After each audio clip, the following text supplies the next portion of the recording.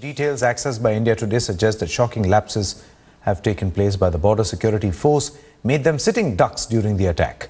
While a BSF convoy usually travels in a group of 20 vehicles at a time across the national highway, poor coordination led to the isolation of the BSF bus that was attacked by the Lashkar terrorist Naveed and his co-conspirator. It took over 25 minutes for the first responders to reach the bus that was under attack. What's surreal is the fact that while the two terrorists were at the spot for anywhere between 1 to 2 hours waiting to strike, Army and CRPF convoys crossed the exact spot but drove away unscathed. Let's go across to Jugal Purohit, who actually got us this story. Now, Jugal, this appears to be a case where standard operating procedure, I believe, has not been followed. Well, Sanket, also it seems, even though the BSF Director General is on record saying that no SOPs were violated, but just look at the manner in which the attack has taken place. There is a convoy in the middle of which is this bus, which gets so isolated from the front and the rear portions that none of the two can come to its aid in the nick of time. Almost 25 minutes is what is on record as the time taken for the first responders to arrive at the scene.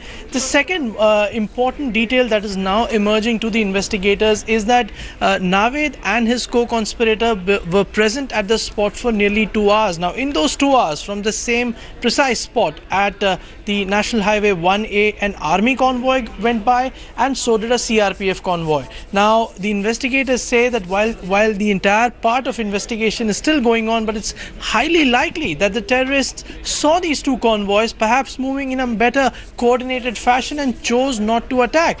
But they did so when they saw an isolated bus, thinking that perhaps there may not be any armed personnel on board and they could do what they wanted to do. Now, on speaking to several of the people connected with these convoy movements over the last few days, one can now report that there is a sense of complacency that has set in, especially in these areas, which, remember, immediately after the attack, everyone came out and said that Udhampur is a place which hasn't seen an incident for nearly 15 to 20 years. Not just that, the Army's Northern Command is located over there. It's an area considered to be highly secure. So perhaps it seems that there was an element of complacency that had set in. And as I said, these two revelations at first, that the bus, despite being in the middle of the convoy, was completely isolated, and that perhaps an army and a CRPF convoy have actually gone through that area in the presence of these terrorists, should be a wake-up call to the security forces. And from now on, at least, there should be more alertness. Absolutely. Of course, the question begs that could that day have been saved? Could the response have been better?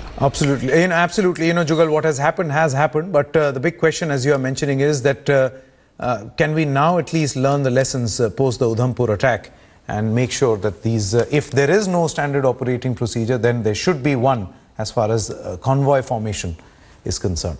Jugal Purohit, many thanks for joining us at this moment. Moving on now, Pakistan violated yet another ceasefire in Jammu and Kashmir, this time in Poonch in the Balakot sector. Firing, which lasted for almost 7 hours in Poonch, started at 9 p.m. last night and continued till about 4 in the morning.